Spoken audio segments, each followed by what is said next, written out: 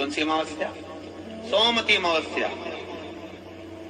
सोमवार के दिन जो अमावस्या पड़े वो सोमवती अमावस्या कहलाती है। क्या करना पड़ता है उस दिन? पीपल के पेड़ की परिक्रमा करो या तुलसी की परिक्रमा करो या पूजन करो, पाठ करो, कुछ भी करो, पर सोमवती के दिन दान करो, पुण्य करो, सत्कर्म करो, भजन करो। तो सोमवती अमावस्या का विधान इतना शास्त्र क्यों कहता है कि सारी अमावस्याओं में प्रबल सोमवती अमावस्या है? शनिचरी अमावस्या से भी बड़ी अमावस्या सोमवती कहलाती है हमारा। तो कहा उस दिन सारे जितने भी ग्रह हैं, जितने भी ग्रह, सारे ग्रह चंद्रदेव के साथ मिलकर भगवान शंकर की आराधना में डूबते हैं। और भगवान शंकर की आराधना में डूबते हैं तो उस दिन जो किया हुआ दान पुण्य सत्कर्म है वो हमारे, आप लोगों को मालूम होगा, पितरों की 3 गतियां, पितर, आहूत, वासुक। कितने? 3। गर्भ में जो चले गया आहूत है, कुमारी अवस्था में गया जिसकी शादी नहीं हुई, आहूत। पितर, बहुत सारी तमन्ना थी, बहुत कुछ करना चाहता था और अचानक चले गया, मर गया, पितर गिनती है। वासुक जो एक्सीडेंट आदि, खांसी, सुसाइड, वासुक। 3। शास्त्र कहता है सोमवती अमावस्या के दिन ये तीनों आहूत, पितर, वासुक, जहां पर घर की कुल की माता पीपल की परिक्रमा करती है या तुलसी की परिक्रमा करती है या पूजन करती है या दान करती है सोमवती अमावस्या के दिन, तो ये तीनों को उसका भाग प्राप्त हो जाता है, तीनों तर जाते हैं। फिर उनको पिंड की जरूरत नहीं पड़ती महाराज, उनको तर्पण की जरूरत नहीं पड़ती। इसलिए सोमवती अमावस्या का क्रम हमारे हिंदू धर्म में ज्यादा वर्णित किया गया। सोमवती अमावस्या के दिन प्रदोष काल में, प्रदोष के समय पर, प्रदोष काल में शाम के समय पर जाकर किसी भी नदी, तालाब, बावड़ी, कुआं, कहीं ना कहीं जो आपके पास में हो, वहां पर एक घी का दिया, बत्ती का मुंह दक्षिण की ओर कर कर अवश्य जला कर जाना। सारे पितृदोष समाप्त हो जाएगा, सारा पितृदोष समाप्त। अमावस्या के दिन किसी भी जलाशय के पास में, नदी, तालाब, बावड़ी, कुआं, जो आपके शहर में, आपके गांव में, आपके नगर में हो, वहां जाकर लगा दे। अगर नदी, तालाब, बावड़ी, कुआं नहीं है तो पीपल का वृक्ष हो या बेलपत्री का वृक्ष हो या बट का वृक्ष हो, उसके नीचे लगा दो प्रदोष काल में। पर अमावस्या के दिन लगाएं जरूर। क्यों? अमावस्या के दिन पितृ शाम के समय प्रदोष काल में शंकर भगवान का नाम जाप कर कर नदी, तालाब, बावड़ी पर पानी पीने जाते हैं। वहां से जल का आचमन कर कर पितृ अपने लोक को चले जाते हैं प्रदोष काल के समय पर। इसलिए प्रदोष काल में जलाशय के पास में, बावड़ी, कुआं, नदी, तालाब के किनारे पर दिया लगाया जाता है दक्षिण की ओर मुख कर कर बत्ती का।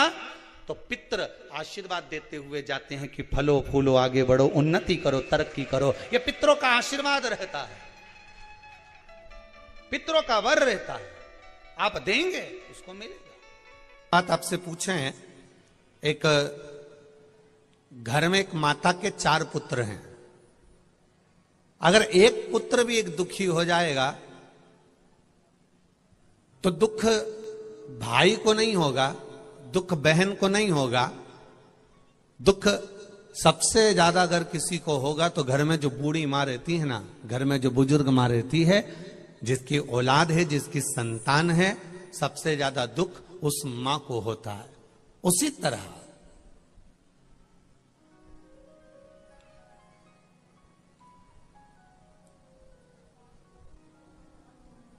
कार्य में अगर कोई कथा हो रही है, भजन हो रहा है, कीर्तन हो रहा है, शिव पुराण हो रही है, और उसमें कहीं थोड़ी बहुत अड़चन उत्पन्न होती है तो मेरे महादेव को, मेरी माता पार्वती के भी हृदय में थोड़ा सा भाव दुखी होता है। पर जब संपूर्ण आनंद के साथ कथा चलती है तो मेरा महादेव और माता पार्वती भी प्रसन्न चित्त में वर प्रदान कर देती है। एक सुख का अनुभव हो जाता है, एक आनंद का अनुभव हो जाता है। महाराज, भक्ति, विश्वास, भरोसा ये निश्चित होना चाहिए। शिव महापुराण की कथा कहती है 3 दौलत सबसे बड़ी होती है।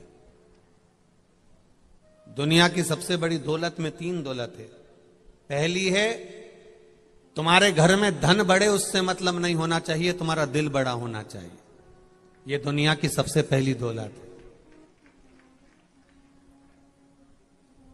घर में धन बढ़ा कि ना बढ़ा, घर में वैभव बढ़ा कि नहीं बढ़ा, घर में सत्ता बढ़ी कि नहीं बढ़ी, घर में दौलत बढ़ी कि नहीं बढ़ी, उससे मतलब होना ना चाहिए, पर तुम्हारा दिल बड़ा होना चाहिए। कोई आया आतिथ्य भाव दिया, कोई आया एक लोटा पानी पिला दिया, कोई आया एक अन्न से कुछ भी नहीं लेकर आए खाने का तो गुड़ की डली लाकर दे दी, कुछ नहीं है खाने का, एक कटोरी में थोड़ा सा गुड़ लाया और उसको दे दिया। अर्थात उसको लगे कि इनका दिल कितना बड़ा है साहब, हमें पहचानता नहीं, जानता नहीं, एक दूसरे को जानने का कोई काम नहीं, उसके बाद भी मेरा मुंह झूठा करा दिया। ये दिल बड़ा होना चाहिए।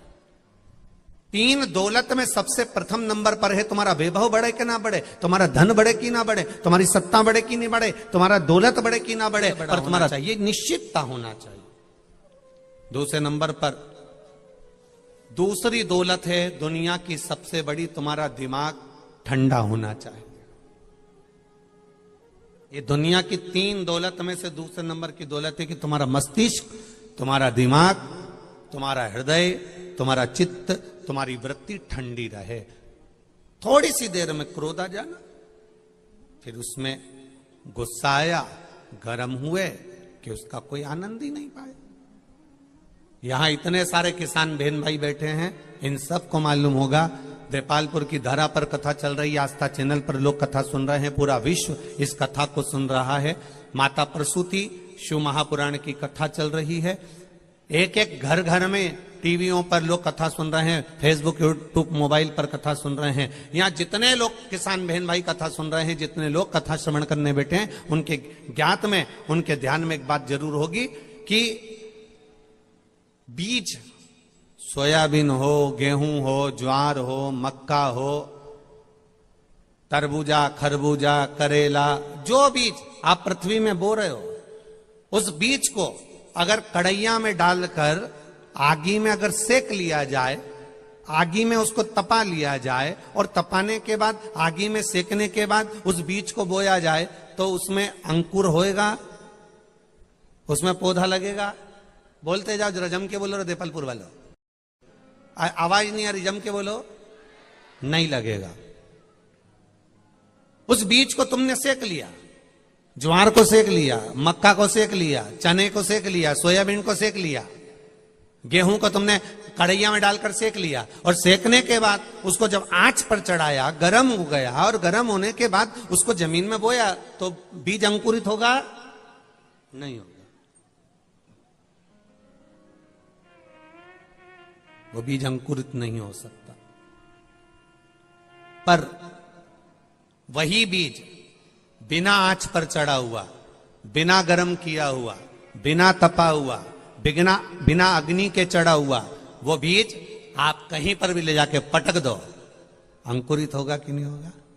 बोलो बोलो, जम के बोलो, हो जाएगा। गेहूं पटका, बोया, चना पटका, उगा, सोयाबीन पटका, उगा, ज्वार पटकी, उगा, मक्का पटकी, उगा। अगर उसको सेक लिया, उसको तपा लिया, उसको गर्म कर लिया, उसको बहुत गर्म कर लिया, वो सिक गया, मूंगफली का दाना सिक गया, चना सिक गया, तो वो अंकुरित नहीं हो सकता, उसमें पौधा नहीं लग सकता। उसी तरह जब तक वो सिकेगा नहीं, जब तक वो गर्म नहीं होगा, जब तक वो सिक नहीं पाएगा, तेज आंच में उसको नहीं ले जाया जाएगा, तो वो अंकुरित हो सकता है। शिव महापुराण की कथा यही कहती है कि जब मन ठंडा होगा, हृदय ठंडा होगा, बुद्धि ठंडी होगी, क्रोध में तपी ना होगी, तो इसमें भी परमात्मा प्रवेश कर जाएगा। और अगर ये तप गई तो फिर प्रवेश नहीं कर पाएगा, फिर ये अंकुरित नहीं हो सकता। अग्नि में तपने के बाद ये अंकुरित नहीं होगा। क्रोध में अगर चित्त लगा हुआ है क्रोध में, मन लगा हुआ है क्रोध में, वृत्ति लगी हुई है क्रोध में, अगर आप समाहित हैं और क्रोध आपके भीतर समाया हुआ है, क्रोध में आप तल्लीन हुए चले जा रहे हैं, क्रोध में बढ़ते चले जा रहे हैं। जरा सा किसी ने कहा, आप शब्द कहा, जरा से में क्रोध आ गया, फिर किसी ने कहा क्रोध आ गया, जरा सा किसी ने कहा क्रोध आ गया। जिसके भीतर क्रोध इतनी मात्रा में समाहित होता चले जाता है, फिर परमात्मा उसमें अंकुरित नहीं हो पाता, परमात्मा उसमें प्रवेश नहीं कर पाता, परमात्मा उसमें प्रकट नहीं हो पाता। इसमें सबसे मूल है, बीज सिका हुआ नहीं होता तो कहीं पर भी अंकुरित हो सकता है, लग सकता है, पर वो सिक गया तो अंकुरित नहीं होगा। उसी तरह क्रोध आपके भीतर आ गया तो परमात्मा नहीं मिल पाता, और क्रोध अगर नहीं है तो भगवान को मिलने में देरी नहीं लगती, परमात्मा मिल जाता है एक क्षण में तुम्हारे सामने। मैंने तेरे ही भरोसे बाबा, तेरे ही भरोसे हवा बिच उड़ती जावांगी, बाबा डोर हथो छड़ी घटी जावांगी, भोले मैं तेरी पत्नी, शंभु में हवा बिच उड़ती जावांगी, बाबा डोर हथो छड़ी नामे कटी जावांगी। आपके भीतर क्रोध नहीं आना चाहिए, आपके भीतर तपन नहीं होना चाहिए। अहंकार, आसक्ति, तृष्णा, वासना, लोभ, क्रोध, ये सब हमारे मन को अंकुरित नहीं होने देते, हमारे मन को परमात्मा में नहीं लगने देते, हमारे मन को भगवान की भक्ति में नहीं रमने देते।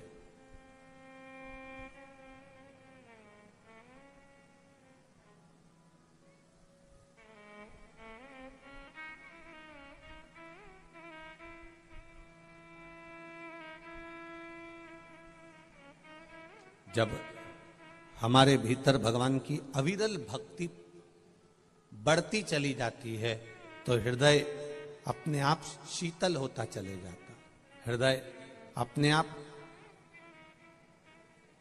शीतलता का अनुभव करने लगता।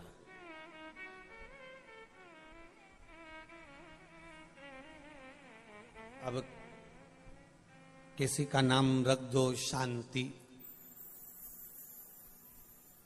और मालूम पड़े भीतर की शांति नहीं हो और दिन भर करे क्रांति,